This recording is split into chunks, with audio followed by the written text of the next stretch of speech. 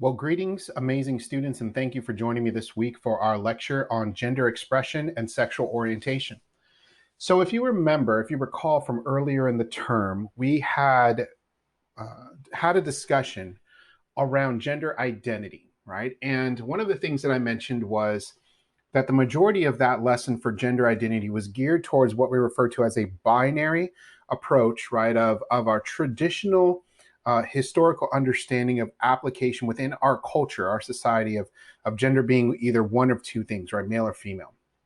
And at the end of that lesson, I introduced a concept of an expansive gender expression model in which we went beyond the binary definition of gender and we started to apply a more broad um, example of gender expression and sexual orientation.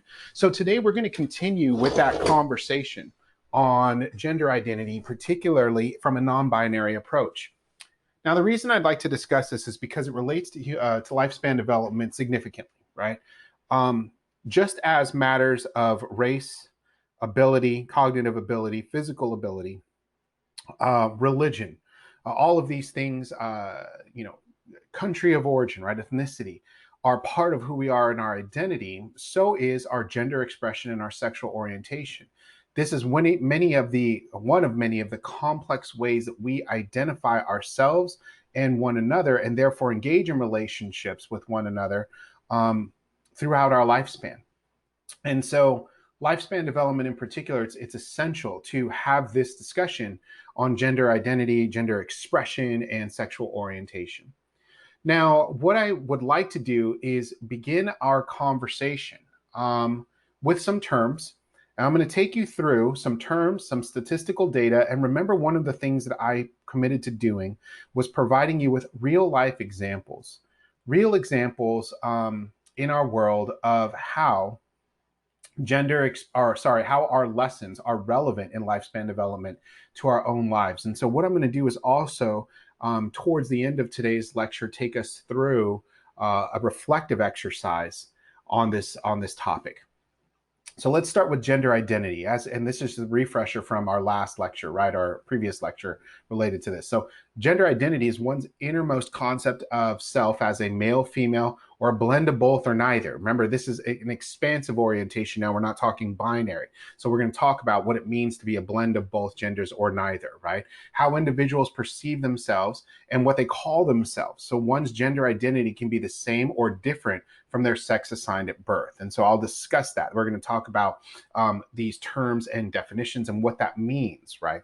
Gender expression, on the other hand, is a way a person chooses to express their gender identity, most often through dress, behavior, mannerisms, and even interests. Now, if you recall, though, that's within the framework of a cultural context, right? So what we deem as expressing ourselves in terms of a masculine or feminine approach here in the United States may look different from how an individual chooses to express masculinity or femininity in another country. So remember, that's just important to keep in mind. Sexual orientation, all right, is defined as an inherent or immutable, enduring emotional, romantic, or sexual attraction to other people.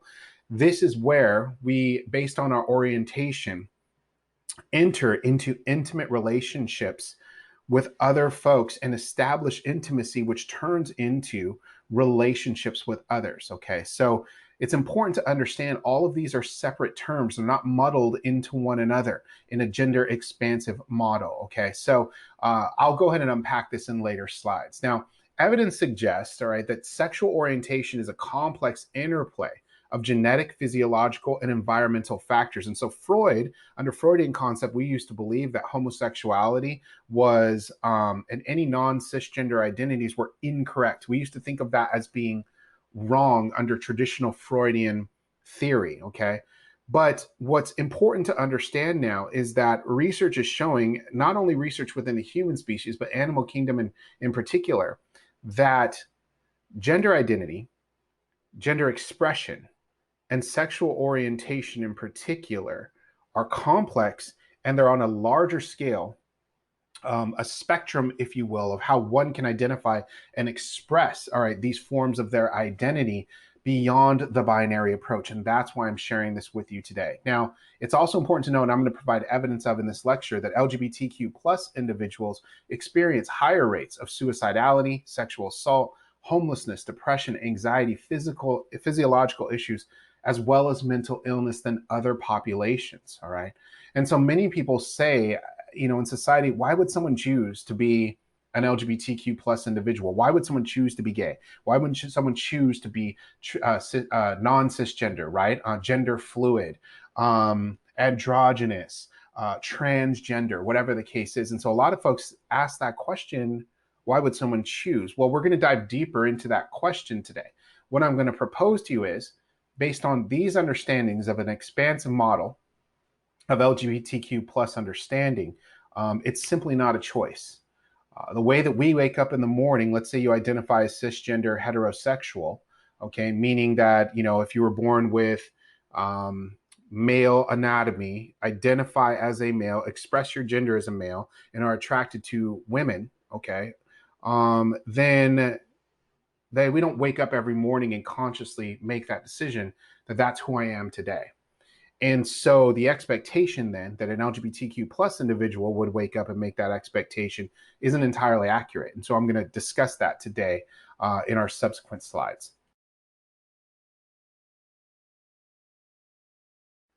Okay, so I think one of the things that's important to do early on is also establish the terminology that we're discussing when diving into a lesson related to gender expression and sexual orientation. The reason for that in particular is because terminology can change from year to year, multiple times within a year, in terms of our language and understanding and discussing this particular topic.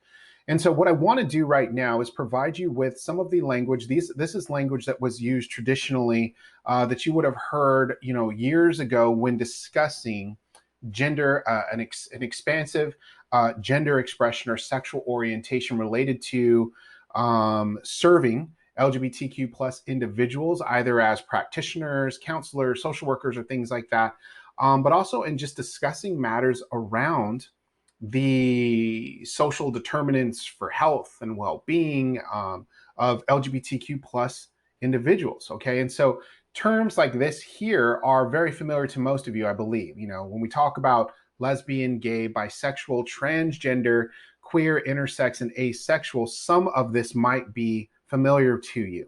Now, if it's not, that's okay, because what I'm going to do is move into some more current terminology related to discussing LGBTQ plus terminology in order for us to better understand. And so for the lesson today, I'm not going to move through all of these terms. I do want to highlight a few, which I believe are important for us to grasp our understanding, and also remind us that these conversations, this lesson I'm teaching today, can be much longer, right? I mean, you can spend an entire afternoon or workshop or a couple of days discussing matters related to LGBTQ plus individuals, as well as serving individuals and considering social determinants for health and well-being. So what I'm giving you today is an abbreviated lesson, right? So if you have more questions about this, feel free to contact me, and I'm always happy to dive into conversations related to our content.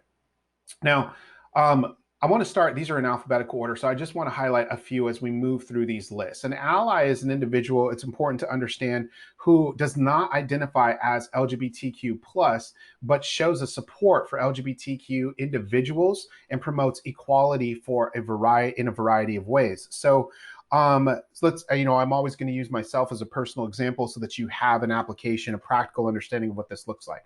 So to the best degree that I can, I try to be an ally, right, to all parties who are marginalized within our society, including LGBTQ plus individuals. So while I do not identify myself as a member of the LGBTQ plus community, I want to help however I can to promote justice, equality, and overall an application of human dignity, right, when serving all individuals, including those from a non-binary approach. Okay, we had discussed androgynous before in our previous lessons, and so what's important to understand, right, is that example of when someone is expressing their gender. Okay, remember, gender expression is what we're talking about as one of the things in this lesson. They may present as either neither being distinguishably masculine or feminine, right? And so I gave you the example in one of our previous lectures of when we see, let's say, a baby, right, in the checkout stand of a grocery store. And we know the baby's cute and we want to sit there and cuddle with the baby and say, oh my gosh, that's a beautiful. And then you don't know what to follow with, male or female, because maybe the baby is dressed in traditionally what we consider non-masculine or feminine colors. Maybe there's no other identifying marks in their clothing or things like that that would indicate their gender. And so we say, oh, that's such a cute baby, and we don't say baby boy or baby girl. That's the notion of androgynous, right? When it's neither distinguishably masculine or female. Now, when we consider asexual is a lack of sexual attraction or desire to other people. So some individuals may not choose, I want to point this out, may experience that their sexual orientation, all right, they do not find themselves sexually attracted to other individuals at all. They pursue strictly a platonic but deep and intimate relationship with their partners. And so what's important to understand is asexual, as a category of individuals who categorize as asexual, may not seek out any sort of physical intimacy with their partners. Okay. Cisgender, hope this is becoming more familiar if it's not initially familiar to you, and that's absolutely fine if it wasn't, right? That's why we take these courses, is a term used to describe a person whose gender identity aligns with those typically associated with sex assigned with them at birth. So again, I use my example, right? Male, born with gender assignment as a male, identify and express myself as a male. Closeted individuals, I know you're familiar with, for the most part, describes an LGBTQ person who has not disclosed their sexual orientation or gender identity. And so I know many of you know that's an individual who hasn't shared that outwardly would be considered closeted.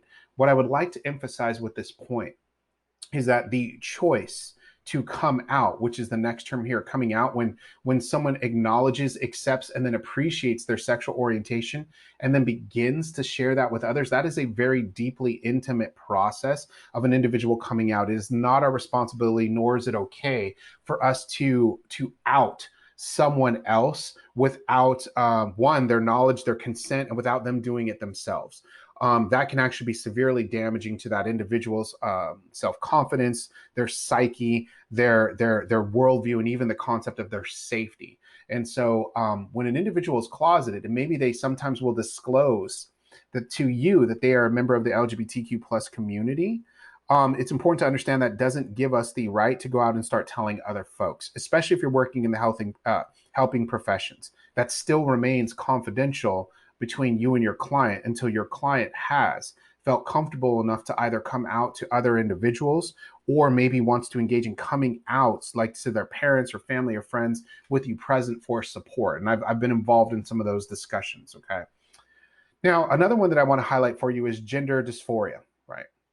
Gender dysphoria is a clinically significant distress caused by a person's assigned birth gender is not the same as the one in which they identify, okay? So we're talking about non-cisgender individuals. So according to the APA, all right, Diagnostic Manual, the DSM, this term, which replaces used to be called gender identity disorder, is intended to better characterize experiences of affected children, adolescents, and adults. And so here's what's important to understand. When an individual, at whatever point in their lifespan, begins to identify and say, hey, okay, I'm starting to see that the gender identity that was placed on me at birth is not the same as how I feel on the inside. I'm conflicted by that. One, I don't know if that's normal. Two, I don't know if everyone's okay with it. Three, maybe I don't know if I'm okay with it. Is there something wrong with me? And as the individual engages in that internal conflict, that internal dialogue, and worry about all of this gender expression component related to their lives, that is the notion of gender dysphoria. Okay. And again, gender expansive, really quickly, that conveys what we're discussing today, a wider, more flexible range of gender identity and or expression than typically associated with a binary gender system that we have discussed in the past. Couple more terms I want to highlight here. Gender fluid, okay? So according to the Oxford Dictionary, a person who is does not identify with a single fixed gender or relating to a person having or expressing a fluid or unfixed gender identity would be defined as gender fluid. This is an example of where I've worked with individuals where I've shown up to a meeting and that individual has said, you know what, I identifying as a male gender today and I would like to be referred to by a male name utilizing also male pronouns. And when I show up the next week, they may say, you know what, I believe that I'm gender expression is female and I would prefer to be referred to by a female name, which which they have provided to me, as well as female pronouns. In this case, this would be a gender fluid individual who expresses their gender identity fluidly back and forth. Okay, gender transition, as we know, is the process by which an individual is with their internal knowledge, right, of gender, is beginning to transition their outward appearance. And so some people socially transition whereby they might begin dressing, using names or pronouns, and or being socially recognized as another gender. Others undergo physical transitions in which they modify their bodies through medical interventions, hormone therapy, cosmetic surgery, things like this. It's important to understand that as an individual is moving through that process, again, this is a critical time which can lead to concerns, worry, gender dysphoria, right? Of the notion of, am I going to be accepted and okay? This is who I am, and I'm comfortable knowing this is who I am, but I'm also worried about my environment, those around me, mistreating me, ridiculing me, even physically assaulting me or killing me as a result of this transition that I am moving through. Last set of terms, and I want to highlight a few here that are very important to understand, and I would just highlight these three for today. Okay, so pansexual. I'm not sure if some of you have heard of pansexual, but it's important to understand in related to our conversation today is an individual who has the potential for emotional, romantic, or sexual attraction to people of any gender, not necessarily simultaneously or in the same way or the same degree. So an individual who identifies as pansexual is primarily interested in the intimate connection or compatibility of their partner, regardless of their gender. And so you may have, let's say, a male, okay, who identifies as pansexual, as also as male, and let's say a cisgender is also identifies as male, and that aligns with his birth assignment, okay, who's pansexual, who says, you know what, I really need to be connected and trust the individual before I can love them. And if that love comes with an individual who is another male, that's okay. But if that it also comes from an individual who is female, that's okay too. And so before pursuing a sexual relationship with an individual, they pursue an intimate, romantic, emotional relationship with that individual, regardless of what gender that person, their partner, is. Okay. Now, there's another term that's not on this list referred to as demisexual, where it's similar to pansexual in the sense that intimacy, okay, comes first. Trust, relationship, romantic feelings come first. And really, a sexual drive may not be present in a relationship, but also may come with time if that relationship is genuine and deeply intimate. And so that's important to understand, is that sexual expression of intimacy is not the forefront of engaging in a relationship with someone else. Now, queer, I want to highlight this because you've heard this term used several times and it gets thrown around a little bit. Now, queer generally is a term often used to express fluid identities and orientations. It's often used interchangeably with LGBTQ. Now, I just want to caution us on this. Personally, me, as Dr. Mexico, I don't use the term queer with my clients or in my discussions. And the reason for that is because for me, in serving as an ally, queer has also been a derogatory term referred to LGBTQ plus individuals. It can have a harsh and very damaging connotation to it when we use it in an aggressive, subjugative tone. And so for me personally, I never, out of respect for my clients, want to be construed as such. And so I refer to our individuals who are serving in the community as LGBTQ plus. Now, some folks will say to me who are LGBTQ, will say, you know what, it's okay for you to go ahead and utilize queer because you can call me queer. I'm comfortable with that. And I also know that you're not coming from a derogatory place. I asked them for permission to say if it's at all possible, would they be okay with me referring to you as, let's say non-binary, right? Or LGBTQ plus or living openly, anything other than queer. And many will say yes. And that's just out of respect, okay? Questioning. An individual who is in the process of exploring their sexual orientation or gender identity is questioning. Now, sometimes folks create a forefront, and this is the last conversation I'll make on this, or comment I'll make on our terminology. Some people assume that someone who is questioning is simply unsure about their masculinity or femininity, and in addition to that is simply just wrestling with these concepts. But questioning goes a lot deeper. I have worked with children who have been sexually abused, molested, raped at a very young age. I've worked with, for example, young men who have been sexually assaulted by a male um, uh, family member, all right, for extended periods of time, for multiple years. And these are young children. As a result of that, they have never had a healthy, safe, intimate sexual relationship with anyone else at all in their lives, right? They've only known degradation, fear, extortion. And so when they grow up and they're moving through their lifespan, they begin questioning. Some of them have been told, well, I'm doing this to you because you're gay and you don't know it. You'll enjoy it if you just try it. Things like this in this extortion realm. And what happens is that individuals that become older start to question, is this something that I did? Am I maybe gay and I just don't know it? And my family member picked up on it? Is there something wrong with me because I didn't stop it?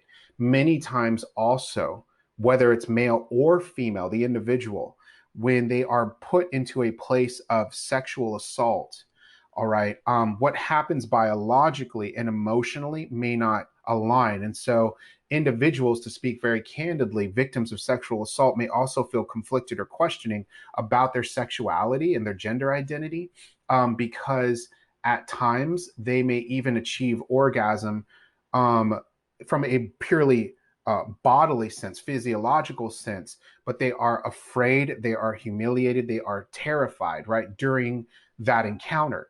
And so that may lead to feelings of what is going on here, that gender dysphoria that we were discussing. So questioning, I would like us to consider, is much deeper based on the experience of trauma or abuse that may have taken place in an individual's life, which is leading to these types of feelings.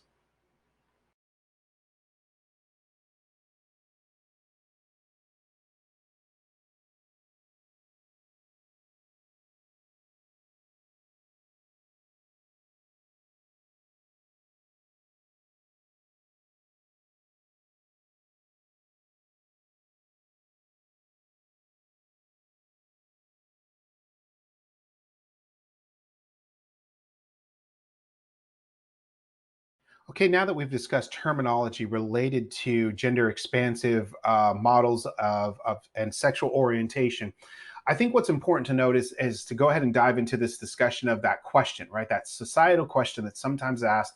You know, we've heard these terms sexual preference or sexual orientation. So for a while in the 90s, early 2000s, you still continue to hear this term sexual preference. Well, that's the individual's sexual preference. They're gay and that's their sexual preference. Well, it's important to understand that this terminology, as it continues to evolve, also continues to evolve our discussions around sexual orientation. The current term that we're utilizing is sexual orientation. We've moved away from sexual preference. And the reason for that is for some very basic reasons, two of which I'm going to provide you with some theoretical frameworks in the next slide. One of which I want to highlight in a very honest and open discussion about ourselves, right?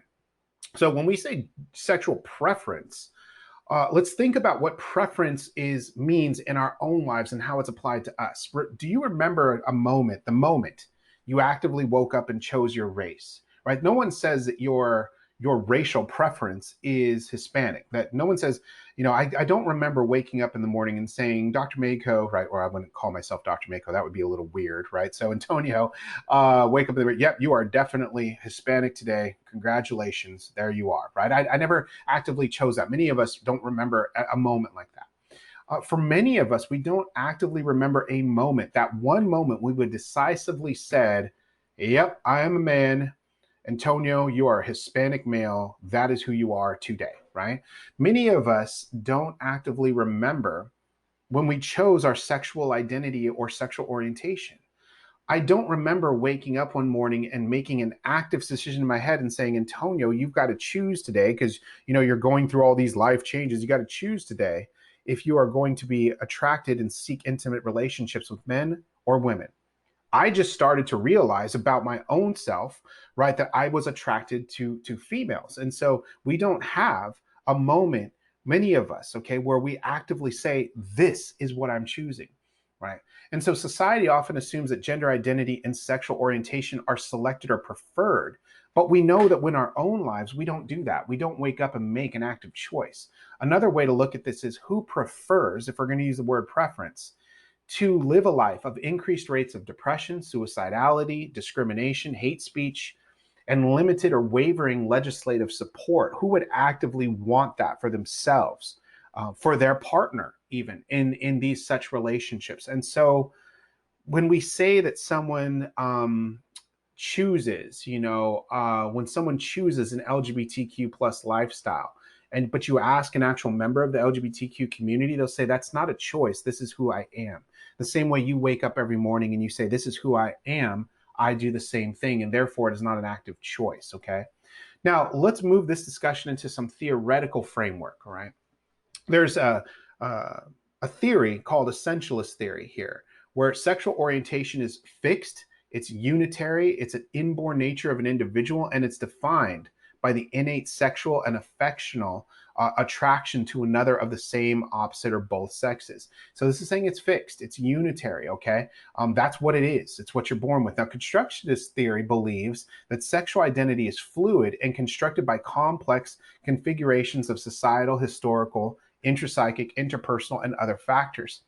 Constructionist theory is saying that there's a possibility, all right, that environment also plays a role in impacting an individual's sexual identity. What we deem as masculine and feminine, we already know varies from one culture to the next. And therefore, intimacy and the notion of how we choose to express ourselves sexually would fall under this category of constructionist theory. So again, a couple of theoretical frameworks for you to view this topic as, in addition to some sort of reflective questions for you. After this, what we're going to do is we're going to discuss some legal trends and some other matters related to health and social determinants for LGBTQ plus individuals.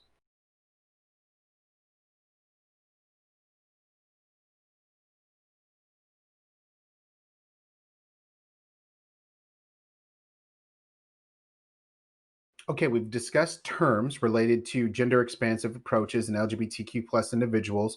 We have posed the question of how to better understand the perception, right, of ourselves as well as individuals who identify as LGBTQ plus and how they might perceive themselves, moving away from this notion of preference to orientation. And now what I'm going to do is I'm going to provide you with a very brief, and I'm talking very brief highlight of some of the legislative patterns that we have seen within our country, because it's important to take this not only away from or step back, right, examine at the micro level how an individual is impacted by this framework. And now let's look at this from a macro level.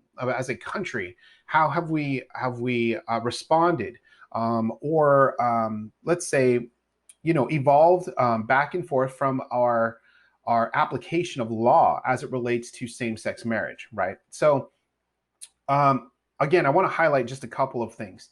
If you picture legislation related to same-sex marriage in our country as a ping pong game, and we know that in ping pong, what happens? The ball is hit, it bounces to the other side, and it bounces back and forth, right? And it's back and forth, back and forth.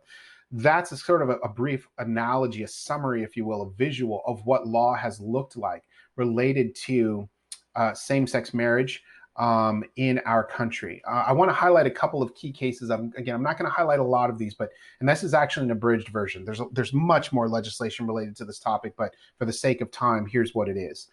In 2003, there was a proposed amendment to the federal Constitution, and it was introduced to the House of Representatives, and it would have defined marriage as only between a man and a woman. The U.S. Supreme Court decided in this landmark case of Lawrence versus Texas, okay, striking down sodomy law and enshrining a broad constitutional right to sexual privacy. California then passes a domestic partnership law which provides same-sex partners with almost all the rights and responsibilities as spouses in civil marriage. Now, as a response to that, picture ping pong.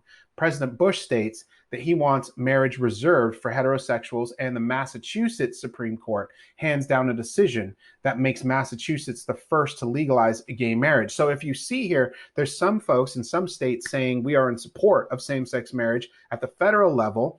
The executive branch had expressed that we are not in support of same-sex marriage, and right away a ping pong effect happens where some states in support of same-sex marriage initiated legislation within their states against that.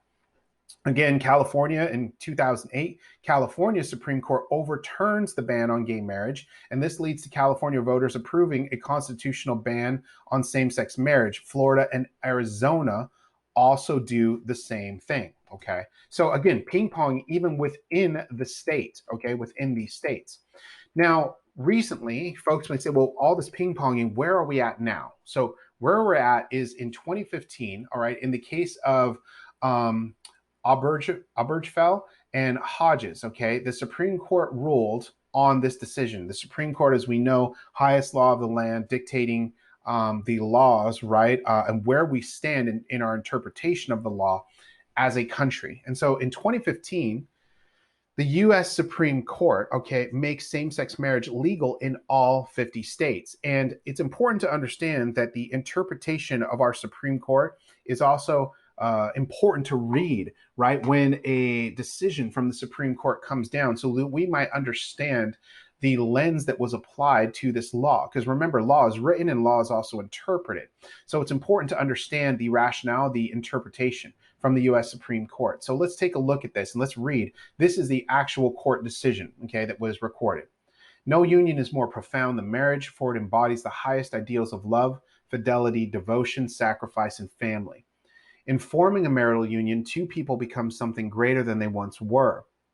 As some of the petitioners in these cases demonstrate, marriage embodies a love that may endure even past death. It would misunderstand these men and women to say they would disrespect the idea of marriage. Their plea is that they do respect it so deeply that they seek to find its fulfillment for themselves. Their hope is not to be condemned to lives to live in loneliness, excluded from one civilization's oldest institutions. They ask for equal dignity in the eyes of the law. The Constitution grants them that right. And this was the final decision that came down from the U.S. Supreme Court in 2015, legalizing same-sex marriage in all 50 states. So I would like us to take a moment then to let's step back from U.S. interpretation of same-sex marriage, and let's move into a more global sort of examination. In this chart, you'll see that all of the dark green as well as the sort of medium green colors here are countries that allow gay marriage, or at least to some degree where it is legal. All right, this is a representation here of updated as of June 21st, 2019. At this time, there's about 29 countries around the world that have some version of legalized same-sex marriage. Sometimes it's important to not only consider what is the legal discussions, what are the legal discussions and trends within our country, but also what's happening globally around the world regarding some of the same issues. How are other countries interpreting issues related to human rights, related to law, related to financial support, all of these things. And so I thought that this will be helpful also to take into consideration. After this, what we're going to do is discuss some of these disparities, all right, related to LGBTQ plus individuals in our society.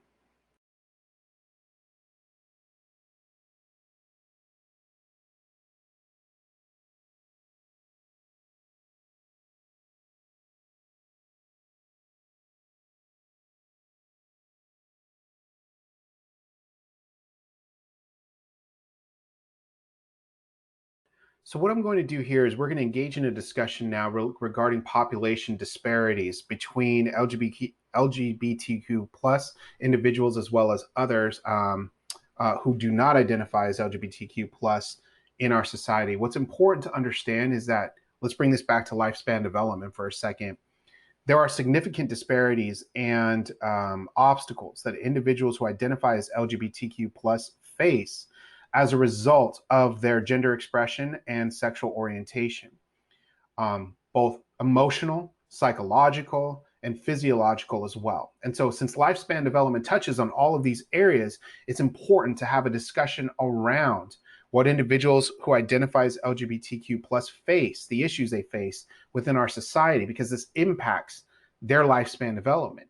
So, individuals, all right, of the community, LGBTQ plus community, are more than 8 times as likely to have attempted suicide, nearly 6 times as likely to report high levels of depression, more than 3 times as likely to use illegal drugs, and more than 3 times as likely to be at high risk of HIV as well as other sexually transmitted diseases. LGBTQ plus individuals, as we said, suicide and suicidality are at greater risk. Mood disorders related to depression, right, and also anxiety are also huge factors, as well as eating disorders, alcohol, tobacco, and substance abuse. Remember when we discussed Maslow, and I discussed ACEs when we talked about child maltreatment. We talked about how when an individual experiences trauma throughout their lifespan, they may choose to engage in risky behavior in order to cope with some of those feelings. This is an example of that here, that impacts can lead to early morbidity, right? Early death of an individual if these behaviors continue. Now, some of the potential causes for this, right, when we examine this, the minority status of LGBTQ plus individuals leads to several gaps in treatment and behaviors in health-related issues, such as a lack of specific education and training for healthcare workers. So if a medical practitioner, if a social worker, if a counselor, if any helping profession isn't educated in the terminology, the perspectives, the research related to LGBTQ plus individuals, then we cannot effectively help to solve some of the issues surrounding that aspect of an individual's identity, right? A lack of clinical research on LGBTQ plus health related issues is out there. And so any of you, if you're aspiring to be future researchers, this will be an area that will be well served in serving our neighbors, right? Restrictive health benefits, right? So limitations to what is acceptable or not as treatment for LGBTQ plus individuals, limited role models in the community of who is a voice of positivity, of dignity, right, for LGBTQ plus individuals, and fear, just sometimes fear due to stigma, discrimination, and institutional bias within the healthcare system. So some individuals may simply not want to go to the doctor. They're not feeling well, but they're worried about being judged, mistreated, blown off as a result of their LGBTQ plus identity. Finally, what I want to end with before we move into a bit of a reflective exercise is hate crime data reported by the FBI. And I think this is important to understand. So when we discuss how an individual's identity also can lead to other aspects being influenced of themselves physiologically, emotionally, psychology, throughout their lifespan development, here's something significant that individuals would need to worry about, right? The Federal Bureau of Investigation reported a 17% increase in hate crimes towards transgender individuals in 2017. Of the hate crimes reported related to sexual orientation, 57.8% were victims of crimes motivated by the offender's anti-gay male bias, and 24.9% were victims of anti-lesbian, gay, bisexual, or transgender, mixed group bias. It's important to understand that, again, that question of preference, an individual who identifies as LGBTQ plus may say, why would I prefer, why would I choose any of this, any of this, any of this, any of this, right? And so it's important to understand the perspective of individuals that we're serving. So in the next slide, what I'm going to do is we're going to take us through a little bit of a reflection activity. And then we'll be moving closer to closing out our lesson for today.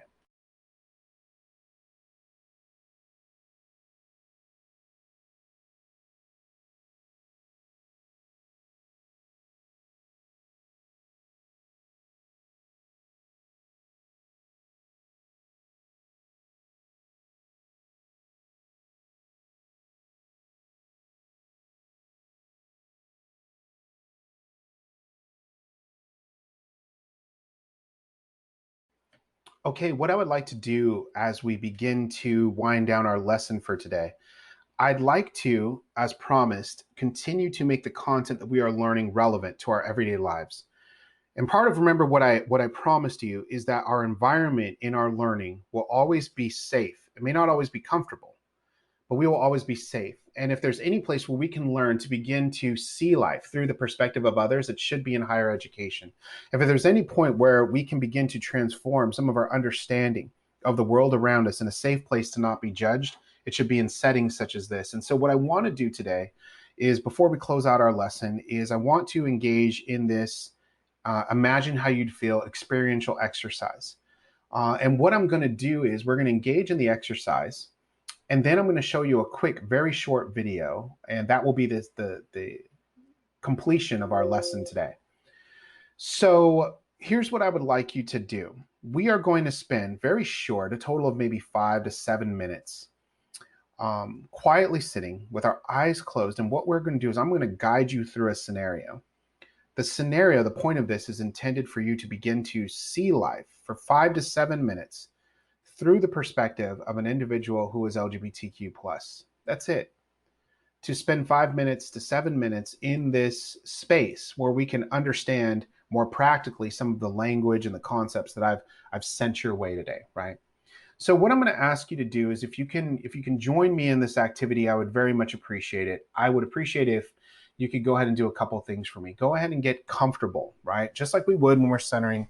Go to make sure that your hands and feet are comfortable. Make sure that you're in a place where you feel safe. Make sure that you're in a place where you can allow yourself to reflect on this activity as I take you through the next 5 to 7 minutes, okay?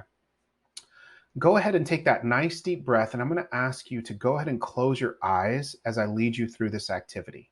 All right. Close your eyes, take that nice deep breath, and let's just focus on what I'm going to share with you. So this guided scenario gives you an opportunity to feel what it's like to be ridiculed, excluded, and discriminated against on the basis of sexual orientation. In this case, what it's going to be centered towards is heterosexual orientation. So what we're going to do is I'm going to give you a scenario that you, the listener, are heterosexual. So even if you happen to be gay, lesbian, bisexual, or questioning, simply just concentrate on the feelings it touches in you, okay? I would like you to now concentrate on my voice and how you feel, not what you think. Don't rationalize or intellectualize, simply feel. Ask yourself what emotions are affecting you. Find a comfortable position, right? Keep your eyes closed and let your body relax. Notice you breathing in and out and in and out, and relax all the muscles in your body. I'm going to ask you to imagine a world that's very different from the one in which you currently live. Because it's different, it requires you to stretch your experience. Let yourself experience and imagine as fully as you can. Rather than judging yourself for what comes up, just notice and record it in your mind without editing. If you feel pressure to edit, simply notice that you have that feeling. If you become distracted at any point, that's okay. Just notice that and return back to this process. The more you can be with your experience, the more you will get out of this exercise. So imagine for a while that you live in a society in which the majority of people are lesbian or gay. The entire society is set up for homosexuality. It's the way things are. By the way, having children is no problem. Adoption, artificial insemination, and other methods are used. Children are raised by parents who are both of the same sex. So your parents are the same sex, your peers are all lesbian or gay, and everyone you've ever met is gay, but you are heterosexual. How do you feel having your sexual orientation be in the minority? How does it feel having to make a decision about admitting your heterosexuality to yourself or to others? What's the difference between flaunting your heterosexuality and asserting your identity?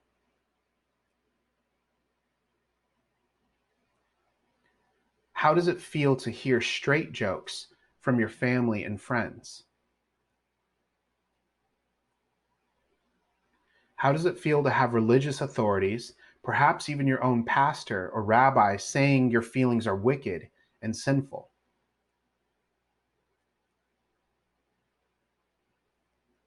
How does it feel when you turn on the TV or open a magazine and all the ads are for people unlike you? Always those ads about what toothpaste men should use to attract the best man, about the perfect wine for two women in love. Never anything for people of different sexes who are attracted to each other. Nothing for heterosexuals. How does it feel to think that you are the only one attracted to the other sex? No one else in the world is like you. Who do you talk to about it? Who can you risk telling your secret to? If you're a woman, how does it feel to be asked each time you call home, when are you bringing your girlfriend home to us? Or if you're a man, where's your boyfriend? Why, I must have dated dozens of boys when I was your age.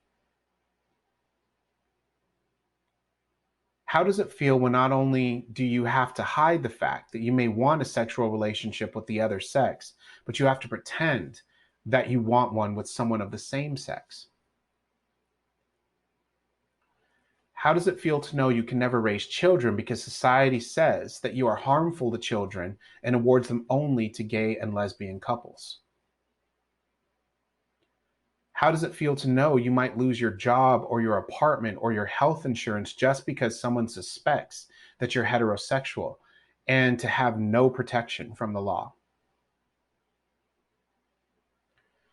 How does it feel to be assaulted by a heterosexual basher, but to not be able to go to the police about it? How does it feel to be always, always aware of what you say, of how you act, aware that things you have to do in order to be considered homosexual, aware of the things you would never dare do because you might be suspected of being heterosexual? What does it feel like to be asked or have to answer questions like these? What do you think caused your heterosexuality? When and how did you first decide you were heterosexual? Is it possible your heterosexuality is just a phase you might grow out of? If you've never slept with a person of the same sex, how do you know you wouldn't prefer that? Your sexuality, heterosexuality, doesn't offend me as long as you don't try to force it on me. If you choose to nurture children, would you want them to be heterosexual knowing the problems they would face? Why do you insist on being so obvious, making a public spectacle of your heterosexuality? Can't you just be what you are and keep it quiet? There seem to be very few happy heterosexuals. Techniques have been developed to help you change if you really want to. Have you considered aversion therapy? Okay, now go ahead and open up your eyes. That will bring us back to our discussion. So, as many of you are thinking about some of these experiences, I know that some of you have a lot that you want to share, right? Normally, at this point in the course, I would actually allow us to engage in a little conversation, not judging, not sharing what's right or wrong, nothing like that. Simply a discussion on how you felt in this activity. I think it's really important sometimes that when we talk about heavy situations, especially others that maybe we don't necessarily identify as members of a group, that we try, at least for a very short period of time, to see life through someone else's eyes before we cast judgment or before we speak about an individual, right? The same way we don't want folks sometimes making judgments about who we are based on our race, based on our size, based on our gender, based on other aspects of our identity. Uh, we don't want other folks judging us based on these other parts of our identity, right? So what I'd like you to consider is if you still have some thoughts, if you want to engage in a little bit of a discussion, if you want to bounce some ideas off me as a result of this exercise, you're more than welcome to. I would be happy to do that. And so always feel free to reach out for me. So what we're going to do is we'll conclude this activity and we'll move into our next slide and we're going to debrief and sort of process what we did here. Okay, I'd like to go ahead and begin to close out our lesson today with 3 more slides, and that will be the conclusion of our lesson. For those of us who identify as Christian, right, we learn one of the most powerful words from Jesus was love one another, right? Love one another. And oftentimes I think it's really important to go ahead and define the meaning of love. Love has come to mean very different things in our society, right? We use the term love pretty flippantly in our society, right? I can say that I love cars as a hobby. I can say that I love cheeseburgers, right? I can say I love sushi. I love sleeping in. And then I'll turn around and say, but I also love my wife. I love my family. I love my daughter. Love, the way that we use it in our society, very different from concepts of how we've defined and used the word love in other cultures. I would like to draw us in on this notion of Aristotle's definition of 3 types of love. And what we'll do is we'll move into a video and then we'll close out for today. Aristotle defined love as existing in 3 realms. Okay, there were 3 descriptions of love. The first was eros. Eros is a romantic and intimate love similar to infatuation or lust. That's when we have a crush on someone. That's when we're physically attracted to them. We say, wow, that person is so pretty, or they're so smart, or they're so handsome, or they're so athletic, and we have a crush on that individual. Philia is a definition of love based on friendship. It's a noble type of love. We love people that love us. This is friendship, okay? Finally, Aristotle defined a 3rd powerful definition of love, and that was referred to as agape. Agape is defined as a universal love. King had said it was the love of God operating in the human heart. And therefore, we don't love people because we like them. We love all people because God loves them, right? And so I want to remind us again, I don't know if you remember this, but early on in the term, I had shared no one gets an A in this class for agreeing with Dr. Mexico. I understand that we come from different world perspectives. I understand that we see life very differently. And so part of my role as a faculty is to continue to expand your views, your ideas, your understanding of the world, with the hope that ultimately, right, you will be led to a transformation of yourself spiritually, emotionally, academically, right? But ultimately, part of what higher ed is designed to do is to expose you to different ways of looking through the world, of taking a moment and stepping around an issue from 360 degrees, right, in order to see life through others' eyes. So I hope that that was what this lesson was able to provide you with today. I want to close this out with one final discussion. So folks sometimes come to me and they say, Dr. Mexico, so what do I do with all of this, right? Maybe I'm conflicted. Maybe I was raised in a household where I was taught that a binary approach to gender expression and sexual orientation was the only way to be. And maybe I'm wrestling with some of these concepts. Or you're saying, no, I'm an ally. I'm there. I'm okay. But I don't know what to do with this information if I choose to jump into the helping profession. The answer, I believe, is the same for both of those questions. I'd like for us to step back for a second and consider all of those social determinants, those risk factors that we talked about for individuals who are LGBTQ+, the difficulties that are experienced simply by being who you are every single day. So I'd ask you to consider not looking at that person as gay, straight, lesbian, bisexual, transgender.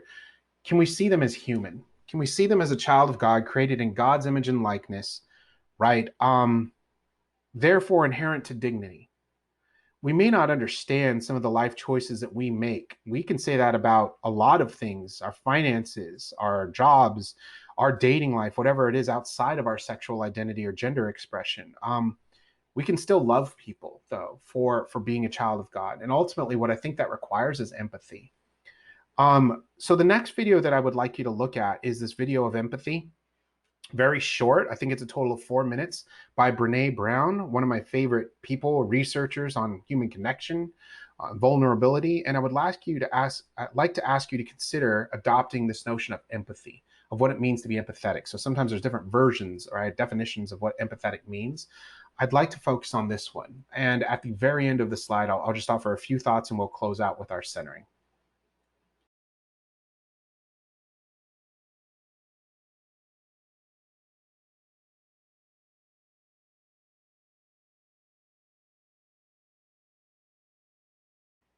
Okay, I hope you enjoyed that video. I think it's so powerful, and it's 3 minutes, right? And I think it helps put things in perspective in a very short period of time. To go back to that question on the last slide, right? What can we do? What can we do with this information? So I'm not asking you to create a life change of your worldview today, right? I'm simply asking you if we could do one thing with one another entirely, right? As if we can be empathetic towards one another. So let's look at this outside the context of sexual orientation, and let's think about this from a racial piece. I don't know what it's like to be Caucasian because I'm not Caucasian, but I do know what it's like to be rejected, to be hurt, to be made to feel less than, to be told something's not for you as an opportunity because you are who you are. And I'm pretty sure that everyone in their life has had a moment of pain like that, regardless of your race, regardless of your gender, regardless of your sexual orientation. We know what pain feels like emotionally. We know what it's like to have our hearts broken because we've all had that at some point. And so what's important to understand is that when I've worked with clients who I've identified as LGBTQ+, I know that I can't fully understand the problem, right? The hurt, the pain that they're experiencing, because I've not experienced that exact pain myself, but I have had my heart broken, right? And so an individual will come to me and say, I am so conflicted and I feel like I'm less than a person. And I don't understand why people hate me, or all of these reasons.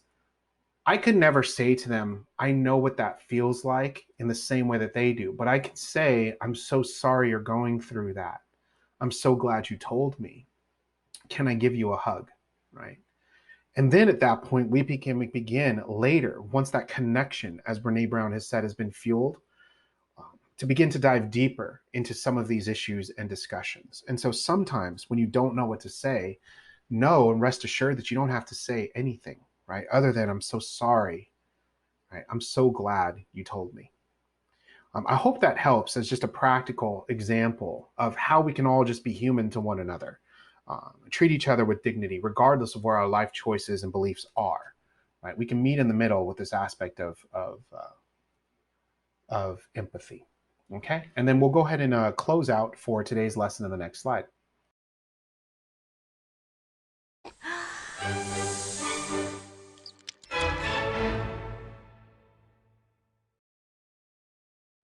So what is empathy, and why is it very different than sympathy?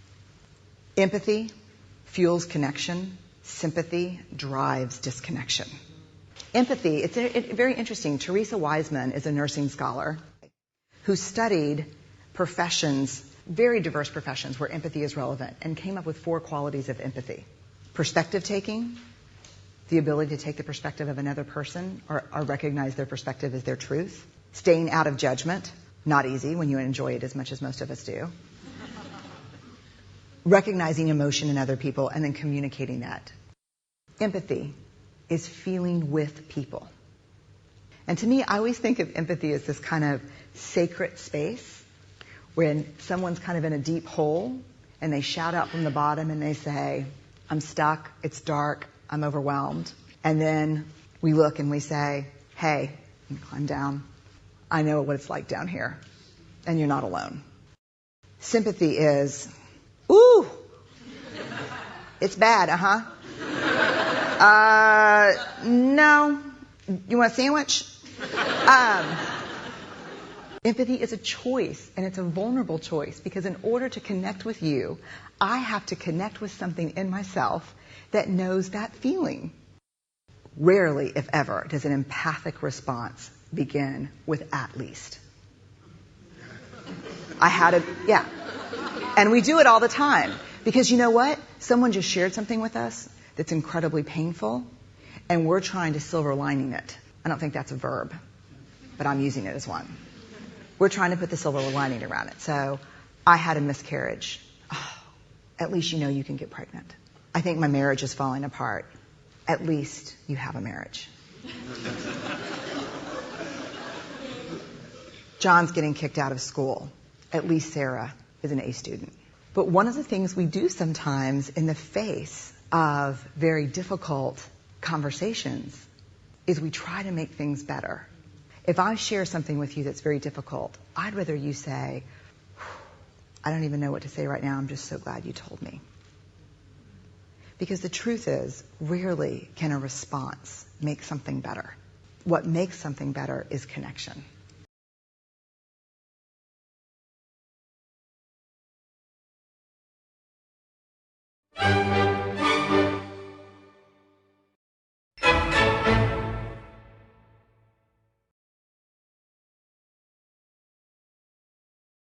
Okay, and let's go ahead and prepare to close out for today's lesson with our centering. I know that some of the content can feel heavy, it can feel very real all of a sudden, and so I want to always return us back to that amazing notion of centering, right? That we can engage in these conversations. We can have some of those tough conversations because we're not having them alone, because God is with us and present with us in every moment. And so I'd like to draw us into Ecclesiastes for this particular centering exercise today. Do not let anger upset your spirit, for anger lodges in the bosom of a fool. Right? Anger, as we know in so many cultures, especially in tribal cultures, said it literally eats us from the inside out.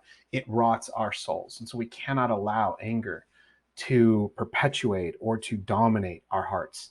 And finally, the word forgive, right? When we forgive, I don't know if you notice these chains here, right? But when we forgive, we not only release the individual who we are angry at, right, from that bondage, but we also release ourselves, right, from that bondage as well.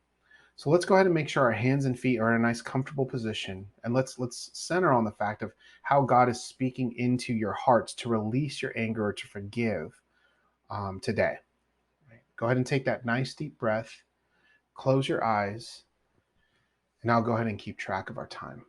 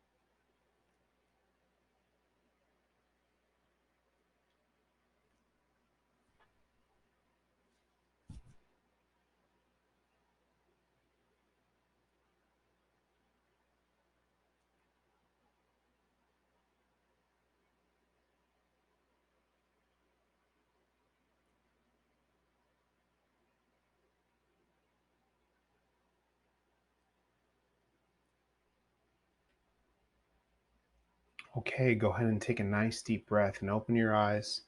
Welcome back. Folks, I want to say thank you again, sincerely, for continuing to engage in these lessons, for being an amazing group of students, and continuing to commit yourselves to your own development and transformation. And I'm really honored to be a small part of that. And so I appreciate y'all. Know that I continue to pray for you every single day. Do not hesitate. If there's anything you ever want to discuss or reach out, know that I'm here. Just shoot me an email and we will set something up. I appreciate you all, and I will see you in the next lecture.